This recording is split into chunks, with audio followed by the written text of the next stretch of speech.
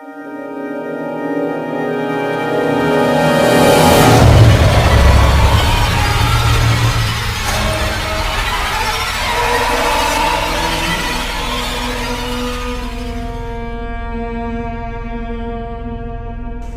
Aden.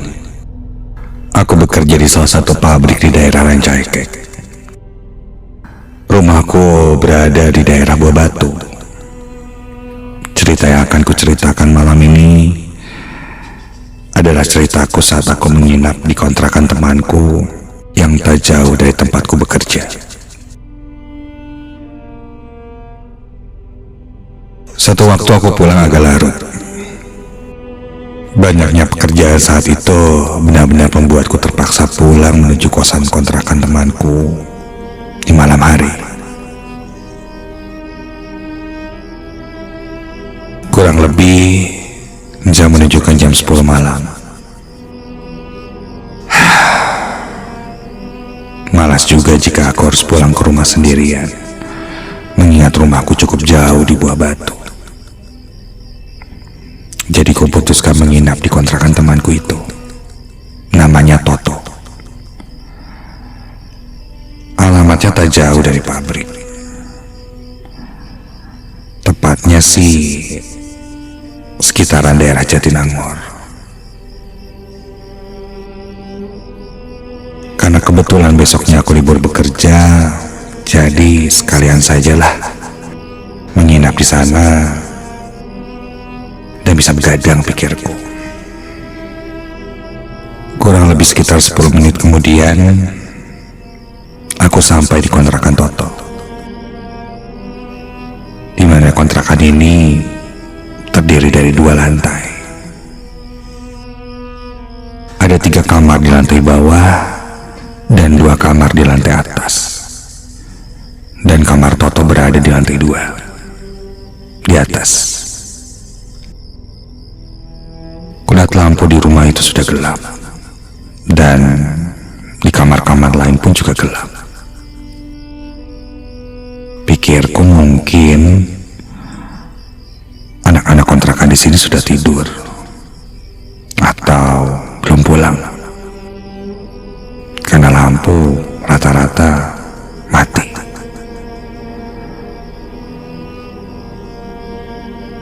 Sampai di kamar Toto, kulihat Toto sedang mengobrol dengan temannya yang juga mengontrak di sana. Assalamualaikum, Tok. Hai. Singkat cerita, kami pun menghabiskan waktu malam itu dengan mengobrol, bermain game, begadang lah. Udara saat itu cukup gerah. Aku bilang ke Toto akan kubuka sedikit pintu kamar agar ada angin yang masuk. Kubuka sedikit pintu kamar itu. Dari celah pintu kamar yang terbuka, terlihat di seberangnya adalah sebuah kamar. Aku tanya pada Toto, di seberang itu kamar siapa? Karena lampunya saat itu menyala. Toto bilang sepengetahuan dia sih masih kosong, belum ada yang ngisi. Tapi memang lampu kamarnya selalu dinyalakan. Kalau itu kamar kosong, aku jadi kepikiran untuk mengontrak juga di sana. Agar tak harus bolak-balik dari rumah ke tempat kerjaku dengan jarak yang cukup jauh. Aku tengok lagi ke arah kamar kosong itu dan loh, sekilas aku melihat kok ada yang mengintip ya dari dalam jendela kamar itu. Dan ketika aku menengok, dia seperti bersembunyi. Iya, nampak jelas ada bayangan hitam orang mengintip di jendela. Lalu saat ku tengok, dia seperti mesti buru-buru bersembunyi.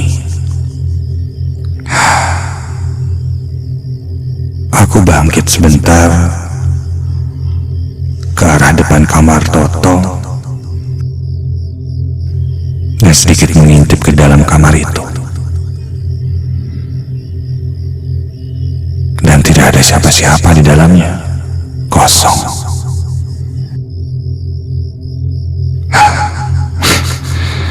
Mungkin salah lihat kali ya. Aku pun lanjut ke dalam dan mengobrol lagi. Tak terasa waktu berlalu dan saat itu sudah lebih dari jam 1 pagi. Kami pun bersiap untuk tidur. Teman Toto pamit kembali ke kamarnya, sedang aku dan Toto bersiap untuk istirahat.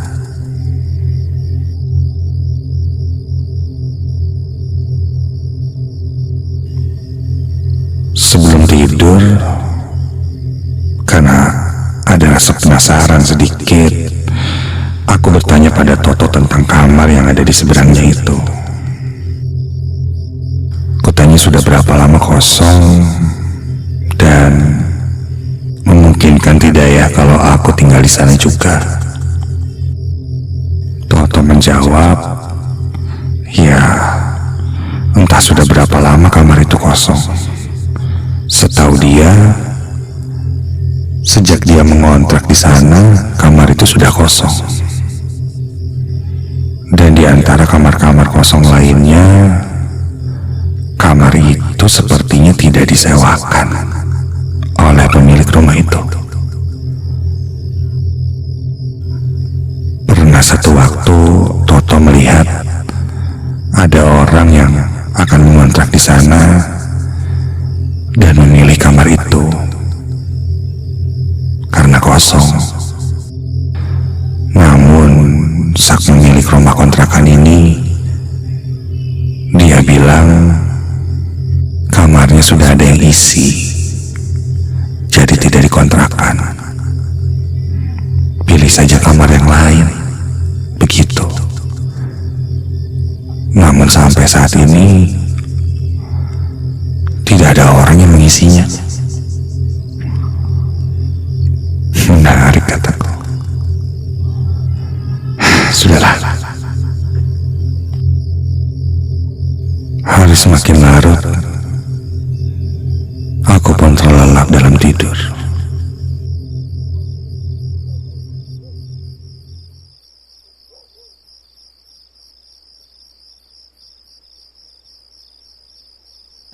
Sampai tiba-tiba ada yang mengelus pipiku.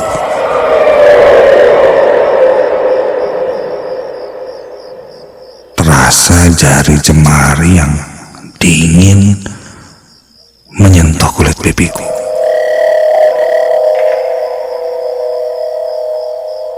Refleks aku membuka mata.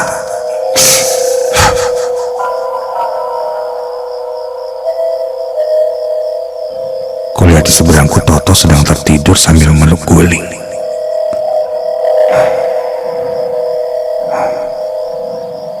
Namun terasa sangat jelas ada yang mengelus pipiku.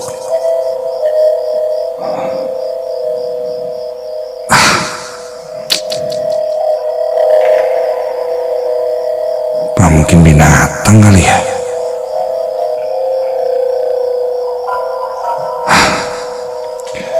Aku pun kembali memejamkan mataku dan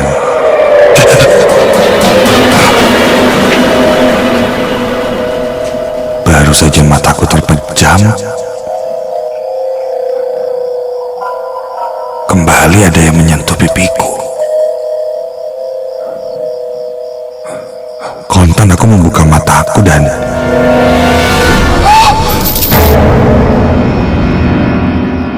tiba-tiba saja nyeruak bau aneh. Bau seperti bau busuk. Juga sekilas tercium seperti bau tanah. masih di posisi yang sama di seberangku, berjarak kurang lebih 2 meter. Dia sedang tertidur menungguku sambil meluk guling. Dalam hati aku ingin membangunkan Toto. Bau busuk dan tanah yang bercampur itu seakan-akan lewat di hidungku. Aku pun memaksakan diri untuk terbangun.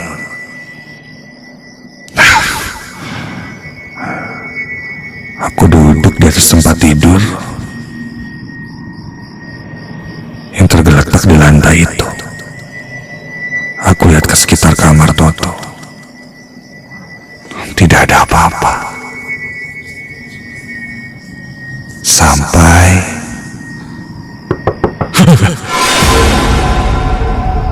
ada yang mengetuk pintu kamar.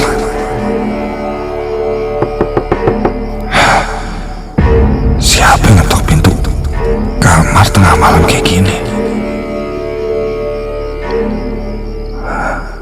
Kulihat Toto masih tertidur nyenyak.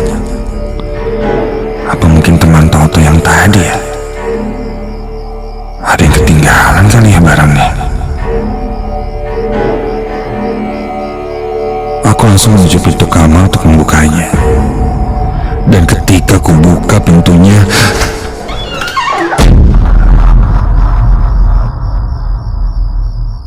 tidak ada siapa-siapa di depan pintu.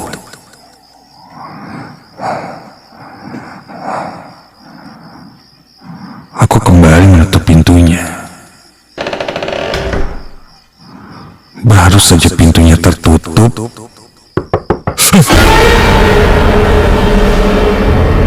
suara ketukan di depan pintunya terdengar lagi.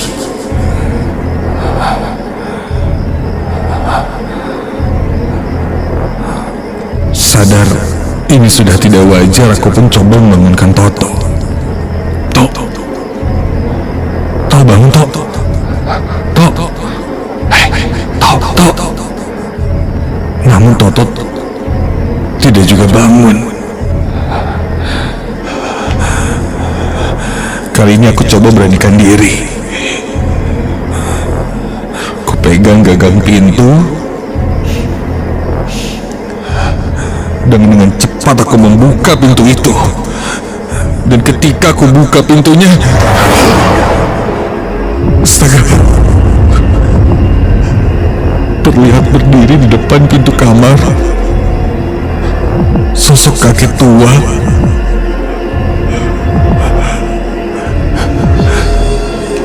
Badannya kurus, rambutnya panjang beruban dengan kumis dan jenggot, agak sedikit bungkuk dengan baju pangsi hitam, berdiri di depan kamar Toto. Dari sosok itulah tercium aroma bau busuk seperti sampah.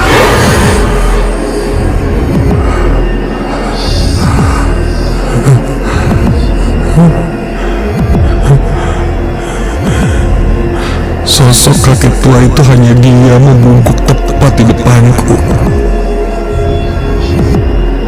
Terdengar dari mulutnya, ia meracap seperti membaca mantra, entah apakah itu.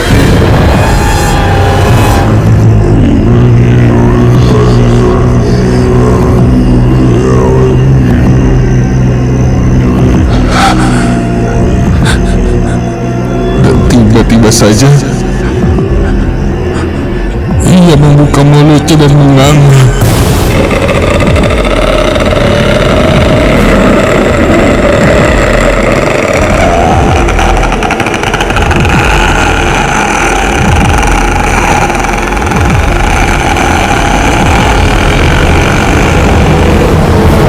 Dan tiba-tiba saja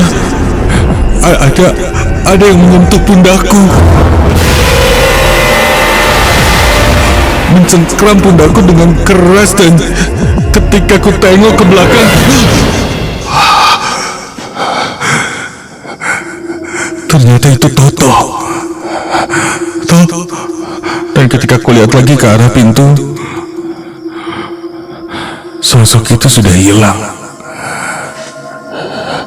Tidak ada.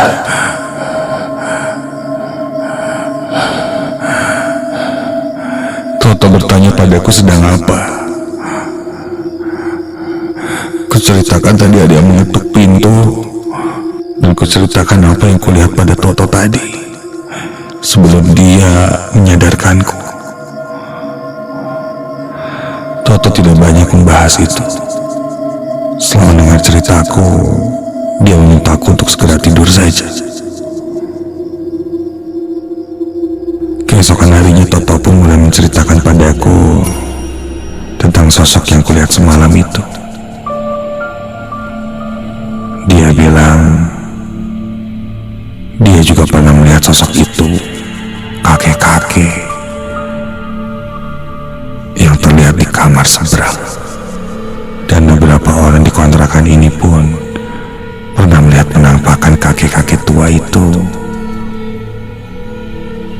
seperti sedang bersemedi di dalam kamar. Kadang sesekali terdengar suara batuk dari arah kamar kosong itu. Sempat ada rumor juga, katanya sih sosok kakek itu pernah tinggal di kamar itu. Entahlah.